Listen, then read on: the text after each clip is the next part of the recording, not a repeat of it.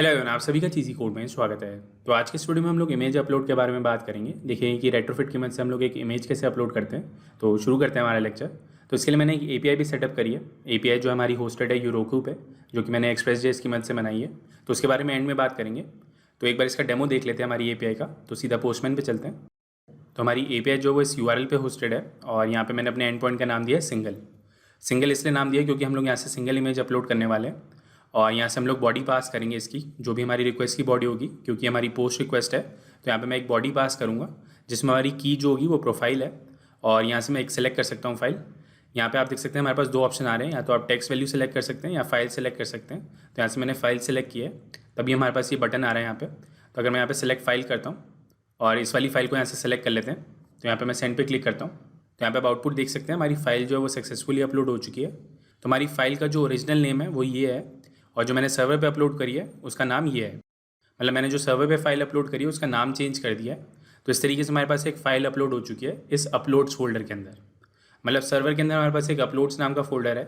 जितनी भी इमेजेस हम लोग अपलोड करेंगे वो उस फोल्डर के अंदर जाके सेव होंगी। तो इस तरीके से हमारी एंड पॉइंट काम कर रहा है। इसके साथ साथ मैंने एक और एंड पॉइंट भी बनाया है जिससे हम लोग चेक कर पाएँ कि हमारी इमेजेस सक्सेसफुली अपलोड हो भी रही हैं या नहीं। तो इसी एपीआई के अंदर हमारा एक और एंड पॉइंट भी है। तो इसको ब्राउज़र पे देखते हैं। तो इस तरीके से हमारे पास एक फाइल्स नाम का एंड पॉइंट है यहाँ पे और इसके आगे मुझे अपनी फ़ाइल का नाम देना होगा, तो वो सर्वर से पिक करके लाएगा। तो यहाँ से इस फाइल का नाम कॉपी कर लेते हैं और इसको यहाँ पे मैं पेस्ट कर देता हूँ। तो यहाँ पे आप देख सकते हैं ये वाली इमेज हमने अपलोड करी थी और वो यहाँ पे रेंडर हो गई है। तो इस तरीके से हमारे पास ये दो एंड पॉइंट्स हैं हमारी एपीआई के अंदर, एक हमारी फाइल्स को देखने के लिए और एक हमारा अपलोड करने के लिए। तो आई होप आपको ये सेंस बना रहा होगा। तो आगे बढ़ते हैं और रेट्रोफिट का सेटअप करते हैं। तो ये मैंने एक सिंपल प्रोजेक्ट सेटअप किया है जिसमें मैंने ये रेट्रोफिट की दोनों डिपेंडेंसीज ऐड करी हैं और यहाँ पे हम लोग लॉगिंग भी करने वाले हैं कि हमारी रिक्वेस्ट क्या है, रिस्पॉन्स क्या है। तो उसके लिए मैंने ये इंटरसेप्टर ऐड किया है। उसके बाद अपने लेआउट फाइल पे चलते हैं। तो इस तरीके से मैंने इसका लेआउट डिफाइन किया है। तो ये हमारा इमेज व्यू है और ये हमारे पास दो बटन है। तो जैसे आप इस चेंज बटन पे क्लिक करेंगे तो आपका फाइल मैनेजर ओपन हो जाएगा और जो भी आप फाइल सेलेक्ट करेंगे, मतलब जो भी आप इमेज सेलेक्ट करेंगे वो यहाँ पे डिस्प्ले हो जाएगी। उसके बाद जैसे आप अपलोड पे क्लिक करेंगे तो ये जो आपने इमेज सेलेक्ट करी है वो सर्वर पे अपलोड हो जाएगी। तो ये वाली फंक्शनैलिटी हम लोग इंप्लीमेंट करेंगे। तो मेन एक्टिविटी पे चलते हैं। तो मेन एक्टिविटी पे मैंने सिंपल सा ही कोड लिखा है। यहाँ पे मैंने अपने तीनों व्यूज़ डिफाइन कर दिए हैं और एक सेटअप नाम का फंक्शन बनाया जिसमें मैंने इनको फाइंड व्यू बाय आईडी कर लिया। तो इस तरीके से हमारे व्यूज़ एक्सेस होंगे और इन दोनों बटन्स पे मैंने ऑन क्लिक लेसन लगा दिया है। तो इस ऑन क्लिक लेसन पे हमने यहाँ पे इमेज सेलेक्ट करने के लिए कॉन्ट्रैक्ट लॉन्च किया है। तो ये कॉन्ट्रैक्ट्स क्या है इसके ऊपर हम लोग ऑलरेडी बात कर चुके हैं। तो इन दोनों वीडियोस को आप रेफर कर सकते हैं। अगर आपको गैलरी से कोई इमेज पिक करनी है तो उसके लिए ये वाला वीडियो है, छोटा सा ही वीडियो है, 3 मिनट का वीडियो है, तो आप इसको फॉलो कर सकते हैं।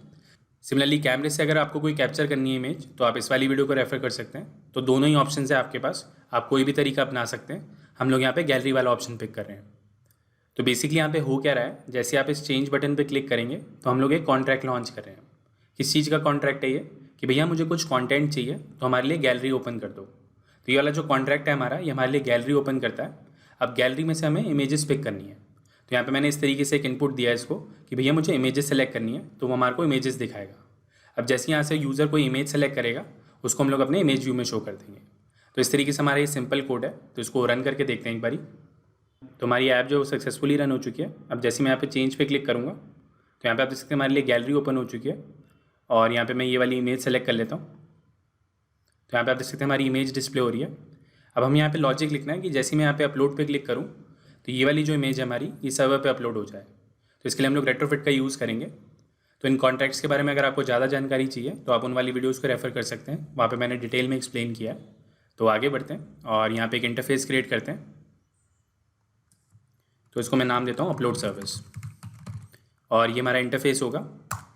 तो जिस तरीके से हम लोग नॉर्मल सेटअप करते हैं रेट्रोफिट के लिए वही होगा यहाँ पे भी। तो यहाँ पे मैं एक सस्पेंड फंक्शन डिफाइन करता हूँ अपलोड इमेज के नाम से और इसका जो रिटर्न टाइप होगा वो होगा हमारा रिस्पॉन्स बॉडी और इसको मैं यहाँ पे एनोटेट करूँगा @post से। हमारे एंड पॉइंट का नाम है /सिंगल। तो इस तरीके से मैंने यहाँ पे एक सिंपल फंक्शन डिफाइन किया है। अब जब भी हमें इमेजेस अपलोड करनी होती हैं रेट्रोफिट की मदद से तो यहाँ पे हम लोग मल्टी पार्ट फीचर का यूज़ करते हैं। तो मल्टी पार्ट का क्या मतलब है कि आपकी रिक्वेस्ट के अंदर मल्टीपल पार्ट्स होंगे। एक पार्ट के अंदर आपकी इमेजेस हो सकती हैं, दूसरे पार्ट के अंदर आपकी फाइल्स हो सकती हैं, तीसरे पार्ट के अंदर आपका फॉर्म का डेटा हो सकता है। तो सपोज़ मेरे पास एक फॉर्म है जिसमें मुझे यूज़र की डिटेल्स भरवानी है, तो आपकी जो प्रोफाइल इमेज होगी वो एक पार्ट हो जाएगा। जो आपका फॉर्म का डेटा होगा कि उसका नेम क्या है, एज क्या है, वो उसका दूसरा पार्ट होगा। तो इस तरीके से आप मल्टीपल पार्ट्स डिफाइन कर सकते हैं अपनी रिक्वेस्ट के अंदर। तो यहाँ पे हम लोग मल्टी पार्ट फीचर का यूज़ करेंगे। तो यहाँ पे मैं इसको एनोटेट करूँगा मल्टी पार्ट से, और यहाँ पे हम लोग एक पार्ट डिफाइन करेंगे अपनी इमेज के लिए। तो इस तरीके से हम लोग एक पार्ट डिफाइन करते हैं। तो यहाँ पे मैं लिखता हूँ पार्ट, और यहाँ पे मैं अपने पैरामीटर का नाम डिफाइन करूँगा। तो इस तरीके से यहाँ पे मैंने इमेज दिया है, और इसका जो टाइप होगा हमारा वो इस तरीके से हम लोग डिफाइन करेंगे multi part body dot part. तो अगर आपके पास मल्टीपल पार्ट्स होंगे तो यहाँ पे आप कॉमा सेपरेटेड उसको पास कर सकते हैं। तो सिंपली हमने यहाँ पे क्या किया है, एक फंक्शन डिफाइन किया है जिसमें हमने एक पार्ट डिफाइन किया है। पार्ट के अंदर हम लोग इमेज अपलोड करने वाले हैं। अगर हमारे पास फॉर्म भी होता, उसका भी डेटा मुझे अपलोड करना होता, तो यहाँ पे मैं कॉमा सेपरेटेड उसको भी पास कर सकता हूँ। तो इस तरीके से हम लोग ये डिफाइन करेंगे। देखते हैं इसको एक्सेस कैसे करेंगे। तो सबसे पहले इमेज फाइल के लिए सेटअप करते हैं। जो भी यूज़र ने इमेज सेलेक्ट करी है उसके लिए मुझे एक फ़ाइल क्रिएट करनी होगी जिससे हमारी एप्लीकेशन जो उसको एक्सेस कर पाए। तो यहाँ पे मैं कुछ चेंजेस करता हूँ। तो यहाँ पे हम लोग एक और वेरिएबल डिफाइन करेंगे इमेज URI के नाम से, और इस तरीके से मैं इसको डिफाइन कर देता हूँ URI, और यहाँ पे मैं इस इमेज URI को सेट करा देता हूँ। तो यहाँ पे होगा क्या, जैसे हमारी ये इमेज सेलेक्ट होगी तो हमारा ये वाला फंक्शन कॉल होगा। अब उसका URI मुझे चाहिए, तो यहाँ पे हमने एक वेरिएबल डिफाइन कर दिया, वो URI मुझे यहाँ पे मिल जाएगा। तो इस URI की मदद से हम लोग इस फाइल को एक्सेस करेंगे। उसके बाद यहाँ पे मैंने बटन अपलोड पे एक ऑन क्लिक लगाया था जिसमें हमने ये अपलोड फंक्शन डिफाइन किया। तो जो भी कोड होगा मैं इसके अंदर लिखूँगा। तो यहाँ पे जो हमारा पहला स्टेप होगा वो हमारे को अपनी ऐप के अंदर एक फ़ाइल क्रिएट करनी है। तो यहाँ पे मैं अपनी फाइल्स डायरेक्टरी एक्सेस करूँगा और उसके अंदर एक फ़ाइल क्रिएट करेंगे। तो सबसे पहले अपनी फाइल्स डायरेक्टरी एक्सेस करते हैं। तो इस तरीके से यहाँ पे मैंने एक वेरिएबल डिफाइन किया है, और अपने एप्लीकेशन कॉन्टेक्स्ट के अंदर यहाँ पे हमारे पास एक प्रॉपर्टी है फाइल्स dir के नाम से, इसका हम लोग यूज़ करेंगे और यहाँ पे एक नई फाइल क्रिएट करेंगे। तो यहाँ पे मैं एक फ़ाइल का ऑब्जेक्ट क्रिएट करता हूँ। यहाँ पे मुझे अपनी डायरेक्टरी पास करनी होगी। तो यहाँ पे मैं ये पास करूँगा फाइल्स डायरेक्टरी, और इसके अंदर अपनी फ़ाइल का नाम पास करेंगे। तो इस तरीके से हमारे लिए एक फ़ाइल क्रिएट हो जाएगी जो कि हमारी ऐप की डायरेक्टरी के अंदर होगी। तो ये हमारा फर्स्ट स्टेप डन हो चुका है। अब सेकंड स्टेप में हम लोग क्या करेंगे, जो यूज़र ने इमेज सेलेक्ट करी थी, मतलब जो भी यूज़र ने इमेज सेलेक्ट करी थी उसका जो कंटेंट है वो कॉपी कर लेंगे अपनी इस फाइल के अंदर। तो यहाँ पे मैं पहले इनपुट स्ट्रीम एक्सेस करता हूँ। तो हमारे पास एक कंटेंट रिजॉल्वर है, उसके अंदर हमारे पास एक मेथड होता है ओपन इनपुट स्ट्रीम। तो यहाँ पे हम लोग अपनी URI पास करेंगे, जो भी हमारी इमेज की URI है। तो ये जो इमेज URI है ये वो वाली इमेज URI है जो यूज़र ने सेलेक्ट करी है, उसकी हमने इनपुट स्ट्रीम ओपन कर लिया। उसके बाद यहाँ पे हम लोग एक फाइल आउटपुट स्ट्रीम का ऑब्जेक्ट बनाएंगे, फाइल आउटपुट स्ट्रीम, और यहाँ पे फाइल पास कर देंगे। तो ये जो इनपुट स्ट्रीम है इसके अंदर हमारे पास एक मेथड है कॉपी टू, तो इसका हम लोग यूज़ करेंगे। यहाँ पे हम लोग ये आउटपुट स्ट्रीम पास करेंगे, और यहाँ पे मैं ऑल्ट एंटर प्रेस कर लेता हूँ। तो इससे क्या होगा, जो भी हमारी इस फाइल का कंटेंट है वो हमारी इस आउटपुट स्ट्रीम में कॉपी हो जाएगा। अब ये जो हमारी आउटपुट स्ट्रीम है वो हमारी इस फाइल से बनी है जो कि हमारी इस फाइल्स डायरेक्टरी के अंदर है। तो ये वाली लाइन बेसिकली क्या करेगी, जो यूज़र ने इमेज सेलेक्ट करी थी उसका जो भी कंटेंट होगा वो हमारी इस फाइल के अंदर पेस्ट हो जाएगा। तो दोबारा से रिपीट करता हूँ इन स्टेप्स को। सबसे पहले हमने अपनी एप्लीकेशन डायरेक्टरी के अंदर एक फ़ाइल क्रिएट करी है, उसको नाम दे दिया image.png। अब जो यूज़र ने इमेज सेलेक्ट करी थी उसकी इनपुट स्ट्रीम एक्सेस कर ली हमने कि लाओ भैया अपनी इनपुट स्ट्रीम दे दो, उसको मैं कॉपी कर लूँगा इस फाइल के आउटपुट स्ट्रीम में। तो यहाँ पे हमने वही किया है, सबसे पहले उसकी इनपुट स्ट्रीम निकाली, उसके बाद हमने इस फाइल आउटपुट स्ट्रीम का ऑब्जेक्ट बनाया अपनी फाइल से, और इसके अंदर ये कॉपी कर दी। तो बेसिकली हुआ क्या, इसका जितना भी कंटेंट था वो हमारी फाइल में कॉपी हो गया। तो इस तरीके से हमारे को ये फाइल का एक्सेस मिल जाएगा जो कि हम लोग रेट्रोफिट के थ्रू अपलोड करेंगे। अब यहाँ पे सवाल आता है कि हम लोग डायरेक्टली इसका एक्सेस क्यों नहीं कर पा रहे। मतलब ये जो हमारे पास एक इमेज यूज़र ने सेलेक्ट करी थी जो कि हमारी गैलरी में पड़ी है, उसको क्यों नहीं एक्सेस कर पा रहे हैं। तो हर एप्लीकेशन का एक अपना दायरा होता है जिसके अंदर वो फाइल्स को एक्सेस कर सकती है। तो ये बेसिकली एक सिक्योरिटी प्रैक्टिस है जो एंड्रॉइड में फॉलो होती है। आपकी ऐप जो है वो अपना ही कंटेंट एक्सेस कर सकती है, मतलब जो भी उसका प्राइवेट कंटेंट है वही एक्सेस कर सकती है। अगर उसको दूसरी ऐप्स का कंटेंट एक्सेस करना है तो उसको परमिशन लेनी पड़ेगी। तो यहाँ पे हमने बेसिकली क्या किया, जैसे यूज़र ने इमेज सेलेक्ट करी थी तो उसके कॉरस्पॉन्डिंग हमने एक अपनी प्राइवेट डायरेक्टरी के अंदर एक इमेज क्रिएट कर ली जिससे हम लोग उस इमेज को एक्सेस कर पाएँ। तो आई होप आपको ये सेंस बना रहा होगा। तो इस तरीके से हमारे पास ये फाइल आ जाएगी। तो देखते हैं इसको अपलोड कैसे करेंगे। तो ये हमारा थर्ड स्टेप है जिसमें हम लोग रेट्रोफिट का कोड लिखेंगे। तो यहाँ पे हम लोग अपना मल्टी पार्ट का ऑब्जेक्ट बनाएंगे। तो सबसे पहले रिक्वेस्ट बॉडी का ऑब्जेक्ट बनाते हैं।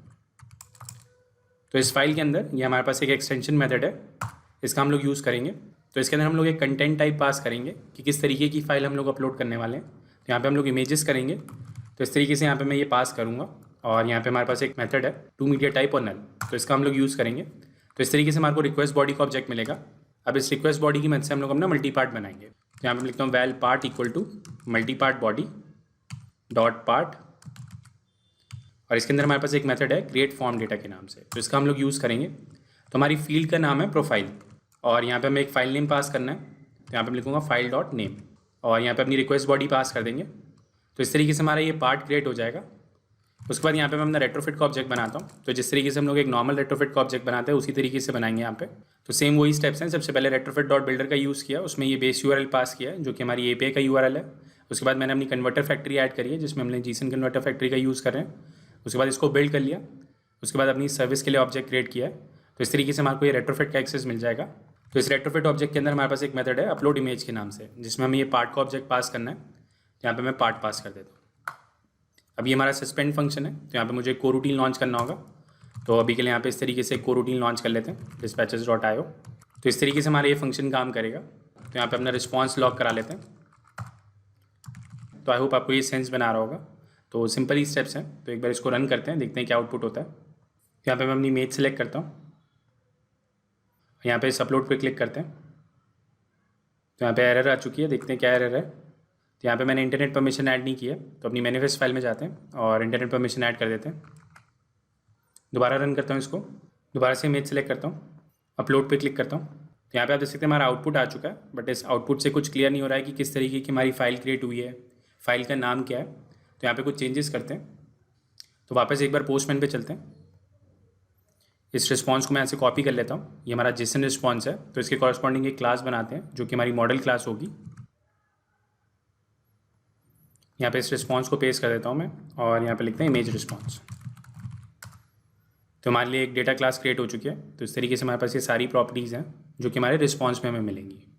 उसके बाद अपनी सर्विस पे जाते हैं और यहाँ पे रिस्पॉन्स बॉडी की जगह यहाँ पे इस बार लिखेंगे इमेज रिस्पॉन्स, और दोबारा रन करते हैं इसको। दोबारा से चेंज पे क्लिक करता हूँ, यहाँ से ये इमेज सेलेक्ट करते हैं इस बारी और इसको अपलोड करते हैं। तो यहाँ पे हम लोग एक प्रोग्रेस बार भी लगा सकते हैं जिससे यूज़र को पता चलता रहे कि उसका जो डेटा है वो अपलोड हो रहा है। तो यहाँ पे आप देख सकते हैं हमारा रिस्पॉन्स आ चुका है। तो जो हमारी फाइल का नाम है वो ये है, तो इसको यहाँ से कॉपी कर लेते हैं और देखते हैं एक्चुअल में अपलोड हुई है या नहीं।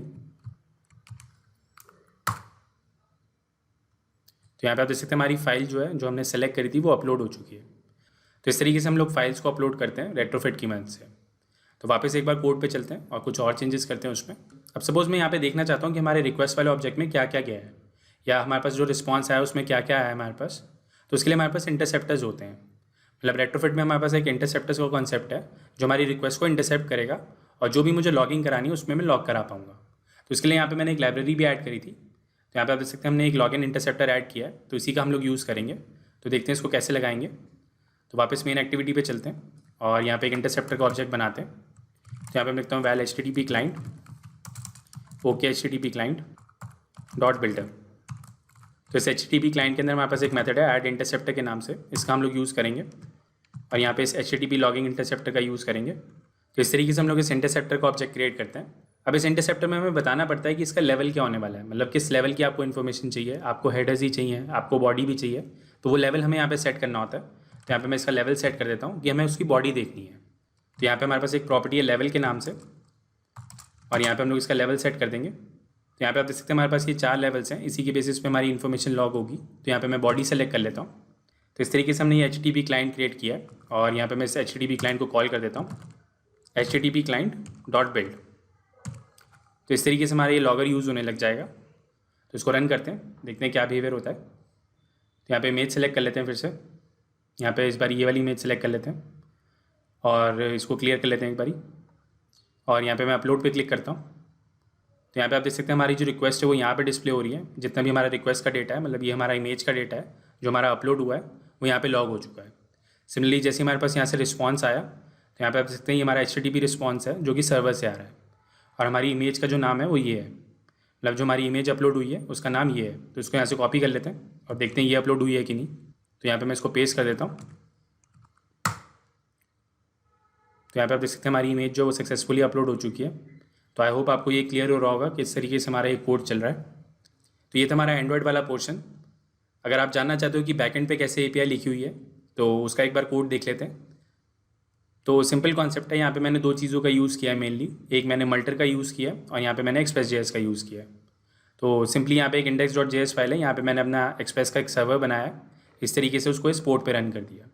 अब यहाँ पे मैंने 2 एंड पॉइंट्स बनाए थे, एक हमारा सिंगल वाला एंड पॉइंट था और एक हमारा फाइल्स वाला है। तो यहाँ से हम लोग इमेज नेम पास करते हैं, तो वो इस डायरेक्टरी में खोजता है कि कौन सी फाइल है और उसको रिटर्न कर देता है। तो इस तरीके से हमारे पास सर्वर के अंदर एक अपलोड्स नाम का फोल्डर बनेगा।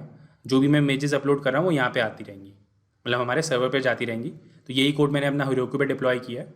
तो वहाँ पे एक अपलोड्स नाम की डायरेक्टरी होगी, जितनी भी इमेजेस होंगी वो वहाँ पे अपलोड हो रही होंगी। अब यहाँ पे हमारे पास एक सिंपल सा फंक्शन होता है multi.storage, तो इसका मैंने यूज़ किया है। उसको बता दिया कि भैया अपलोड्स डायरेक्टरी के अंदर इसको अपलोड कर देना और मेरी फाइल का नाम मुझे बताना होगा। तो इस तरीके से यहाँ पे मैंने एक सिंपल सा लॉजिक लिखा है, एक रैंडम नंबर जनरेट किया है, मतलब एक रैंडम नाम जनरेट किया है डेट की मदद से। उसके बाद अपनी फ़ाइल का नाम दिया, जो भी उसका एक्सटेंशन था उसको पॉप करा लिया यहाँ पे, और यहाँ पे अपना इस तरीके से उसका फ़ाइल नेम दे दिया। तो यहाँ पे हमारा जो फाइल नेम है वो इस तरीके से डिफाइन हो रहा है। जो भी हमारे रैंडम नेम्स हैं वो इसी की वजह से जनरेट हो रहे हैं। तो जैसे आप इस सिंगल वाले एंड पॉइंट को हिट करते हो तो यहाँ से हमारा ये अपलोड वाला फंक्शन कॉल होता है, जो कि इस मल्टर के थ्रू मिला है हमें। तो ये हमारे पास प्रोफाइल नाम की एक की होती है। तो अगर वापस मैं जाता हूँ अपने कोड पे, तो यहाँ पे आप देख सकते हैं मैंने प्रोफाइल वाली की का यूज़ किया था, उसी के बेसिस पे उसका ऑब्जेक्ट पड़ेगा। सिमिलरली हमने एंड्रॉयड वाले कोड में भी यही किया है। तो यहाँ पे आप देख सकते हैं जो हमारी की का नाम है वो प्रोफाइल है। यहाँ से हमने फॉर्म डेटा क्रिएट किया और हमारी की का जो नाम है वो प्रोफाइल है, और यहाँ पे अपनी फाइल पास करी है। तो इस तरीके से ये जो की है उसका यूज़ हो रहा है यहाँ पे। तो सिंपल ही कॉन्सेप्ट है, ये दो ही फंक्शंस हैं जो हमारे लिए मदद कर रहे हैं इस डेटा को अपलोड करने के लिए। तो आज के लिए इतना ही। वीडियो अच्छा लगा तो प्लीज़ लाइक करें। अगर अभी तक आपने हमें सब्सक्राइब नहीं किया तो प्लीज़ सब्सक्राइब करें। अगर आपका कोई क्वेश्चन है या कोई डाउट है तो मुझे कमेंट्स के थ्रू बताओ। Thank you for watching. आपका दिन शुभ हो। धन्यवाद। ये लैंग्वेज भी सीख लो, वो लैंग्वेज भी सीख लो, जीवन एक रेस है, ऊपर चढ़ना सीख लो। हो जाए जब सब कुछ खुद बनना सीख लो, उठा के बस्ता नाप के रास्ता हर कोई चला है आईटी में। आई टी में आई टी